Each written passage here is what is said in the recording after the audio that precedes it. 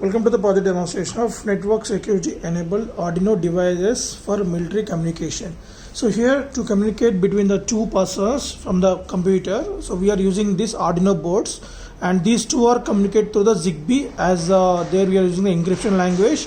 So from the Arduino the data will be transmitted through the ZigBee, and between the ZigBee to the ZigBee the data will be encoded from here, means encrypted data will be transmitted after receiving the data from the receiver section. So here the ZigBees work as a trans receivers, means if you want to send the data then it will work as a transmitter. If you want to send the data from this one, then this will act as a receiver, so it can transmit and receive the data. When the data transmits it will encrypt, and when the data receives it will decrypt the data, and that will be given as input to the Uno board, and the same data will be displayed on the laptop in the serial monitor as well as on the LCD screen. So here when you are sending the data from the transmitter one, this is computer 1 to the computer 2, then data will be displayed on the LCD screen by asking the password first. So when we enter the password from the computer, then only the data will be decrypted and the same data will be displayed on the LCD screen. So if you enter the wrong password, then the system will give the audible alerts for 4 seconds, and again it will keep on asking for password till you enter the correct password. It will stay in the loop only. So once you enter the correct password, then the system will display the decrypted message on the LCD screen. So interfacing connections, both are same interfacing connections. The ZigBee interface at the pin number 8 and 9. So here also 8 and 9, LCD pin number 2 to 7, and buzzer interface at the 12th pin. So we need to connect the computers separately. For demonstration we are using only one laptop, so but we can use the different communication ports. So so here before on the kit we need to install the Arduino Studio software in your laptop. So connect this to the USB slot. So consider this is the computer 1 and this is the computer 2. After make the connection, we can see the welcome message will be displayed. So this is a reset switch. So welcome message is displayed on the LCD screen. So here also. And now, so after installing the Arduino Studio software, go to this PC and right click on that. This is to check the communication numbers, whether the Arduino are connected properly or not.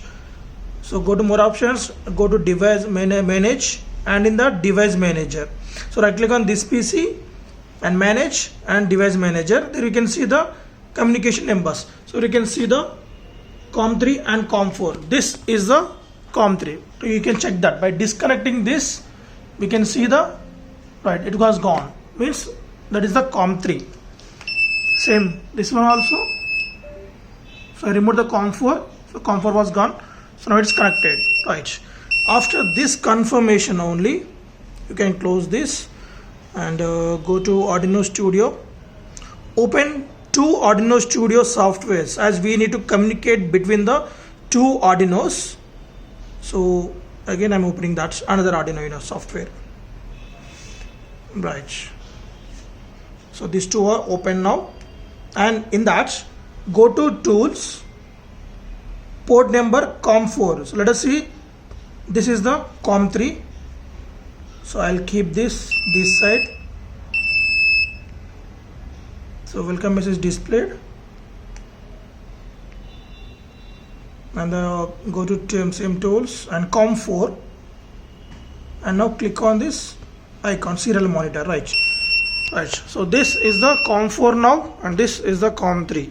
So from both sides, welcome to the project displayed on the screen. So whenever the if you want to send the data, click on this about taskbar.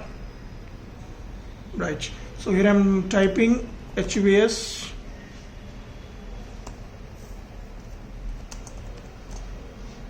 tech. Okay. So when I'm sending that, on the LCD it will display the data sent, and it will display data arrived. So means I'm sending from COM3 to COM4. So in the COM4 it asks for the enter the password. Till you enter the password, it won't decrypt the data. So for demonstration we kept the password of 4321. Both systems has the same password. When you enter there, so the data will be displayed here. After 3 seconds it will be erased, but it will stay on this monitor screen. Same thing from here, I'm going to sending OK.